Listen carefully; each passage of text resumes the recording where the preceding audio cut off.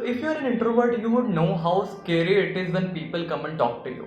And if you have ever suffered from imposter syndrome, you would understand how weird it is when you get sad at your own achievements when other people are celebrating for you. And if you stammer while speaking, you would know how awkward it is for you when you want to say something but you cannot just say it. But how does it feel to be a person who is an introvert, who suffers from imposter syndrome, and who also stammers while speaking? Let me tell you.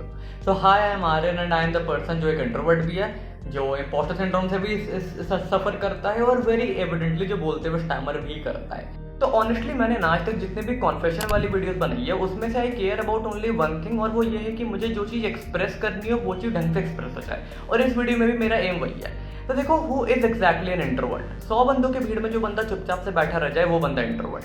वो बंदा जो अपने office में, अपने friends में, अपने family में, अपने कॉलेज या स्कूल में सबसे ज़्यादा मिसअंडरस्टूड हो, वो बंदा इंट्रोवर्ट।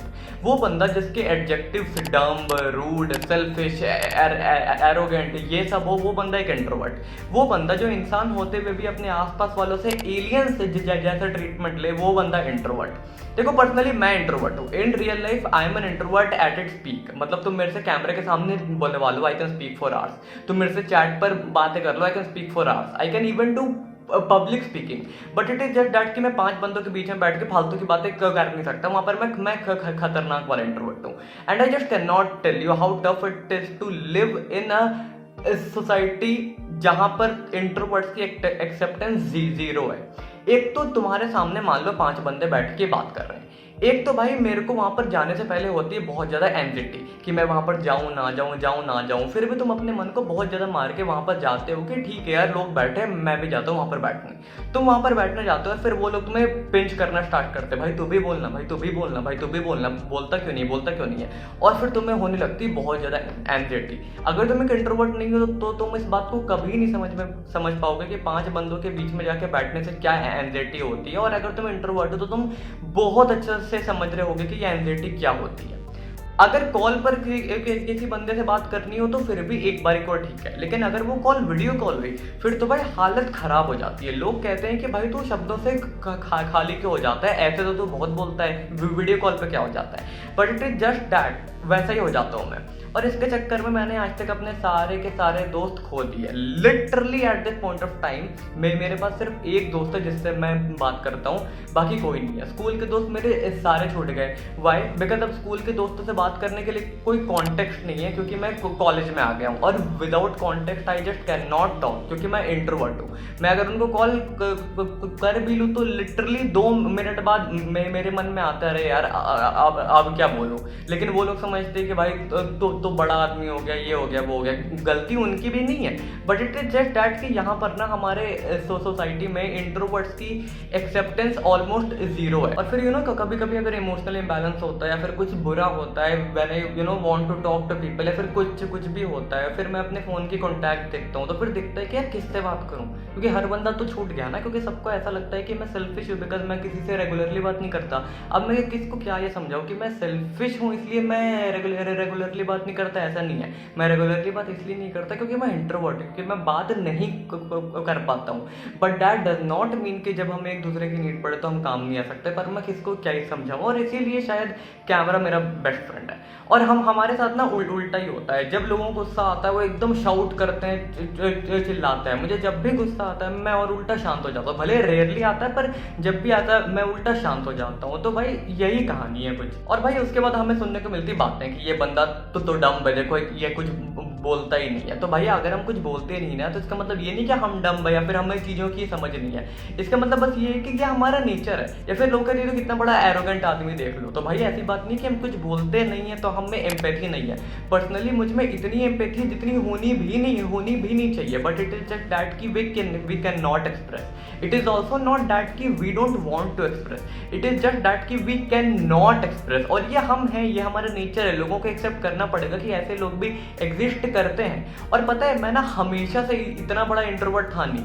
मैं पहले से शाय रहा हूँ, बचपन से मैं शाय रहा हूँ, लेकिन अगर तुमने मेरी the story of my depression वाली वीडियो देखी है तो तुम्हें पता होगा कि कॉलेज में जो मेरे साथ 7-8 महीने की जो स्पैन में हुआ ना, उसने मेरे अंदर परमानेंट इम्प्रेशन छोड़ दिए हैं, जिसने मुझे बिल्कुल इम्पोस्टर सिंड्रोम और इंट्रोवर्टनेस की पीक पे जाके छोड़ दिया, और वो चीज़ अभी तक है।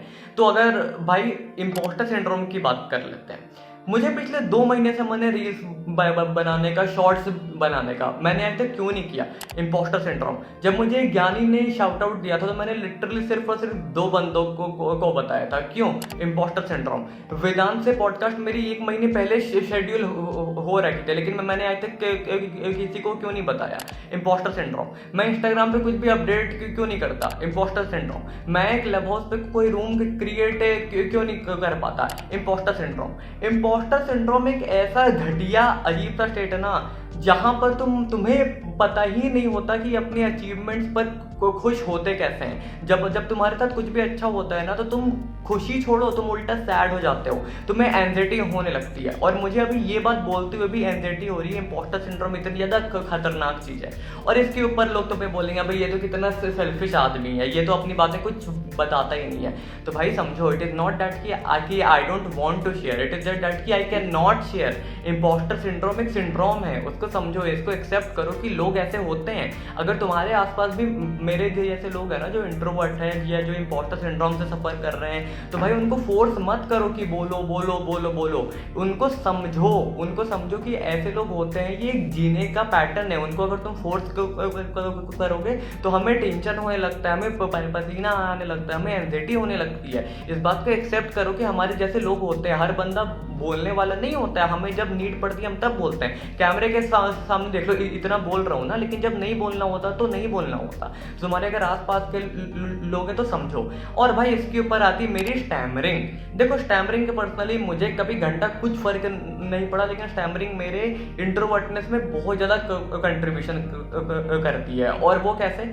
मैंने अपने स्कूल में कभी किसी टीचर को रेयरली ही थैंक यू या गुड मॉर्निंग बोला होगा। वाई? ये रीज़न आज मैं बताता हूँ। ये बात किसी को नहीं पता, क्योंकि थैंक यू और गुड मॉर्निंग दोनों बोलते टाइम मैं बहुत ज़्यादा स्टैमर करता हूँ। एक तो मैं इंट्रोवर्ट हूँ, मैं बहुत ज़्यादा हिम्मत जुटा के सोचूंगा कि ठीक है आज मैं किसी टीचर को गुड मॉर्निंग बोलूँगा, और ऊपर से जब मैं गुड मॉर्निंग बोलने जाऊँ तो मेरी स्टैमरिंग बीच में आ जाती है। तो मिक्स करके ना, ये तीनों चीज़ें मिलकर ना इतना बर्बाद हो जाती है ना, तो मैं मेंटली बर्बाद कर सकती है। तो देखो, बहुत सिंपल सी बात है, मैं बहुत ज़्यादा बोलूँगा नहीं, क्योंकि अगर मैं बोलना स्टार्ट कर रहा हूँ तो ये वीडियो घंटों घंटों की हो जाएगी, because there is so much to speak on this. But बस इतना समझो कि देखो, अगर तुम्हारे आसपास के लोग हैं जो इंट्रोवर्ट हैं, जो इम्पोस्टर सिंड्रोम से सफ़र कर रहे हैं, तो उनको प्लीज़ समझो, उनको फोर्स मत करो। वो भी इंसान है, वो बस एक्सप्रेस नहीं करते, वो बस बोलते नहीं, उनको बोलना बहुत ज़्यादा पसंद नहीं होता, उन्हें फालतू की बातें बोलना पसंद नहीं होता, उन्हें साइलेंट रहना पसंद होता है। It is just that, accept it. उनको फोर्स मत करो, प्लीज़ अच्छे से रहो। हमें एक्सेप्टेंस बढ़ानी होगी कि इंट्रोवर्टनेस एक नेचर है, इम्पोस्टर सिंड्रोम है, समझना पड़ेगा। हर बंदा अलग होता है, सबके पैटर्न्स अलग होते हैं, और हमें सबके पैटर्न्स को एक्सेप्ट करना पड़ेगा, और यही अच्छी बात हो। वरना हमारे जैसे लोग तो भाई बर्बाद हो जाएंगे।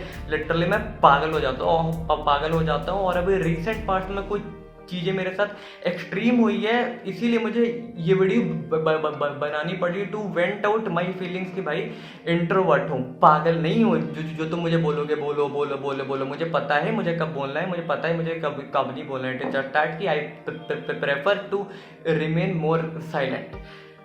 So guys, that was a video on confession of a guy जो इम्पोस्टर सिंड्रोम से सफर कर रहा है, जो स्टैमर भी करता है और जो इंट्रोवर्ट है भी है। वीडियो अच्छी लगी तो लाइक करो, शेयर करो, मेरे चैनल को सब्सक्राइब कर देना। मेरी बाकी वीडियो देख लेना, post analytical and spiritual videos. That is it from my side for this video. I'll see you in my next one. Thank you and bye.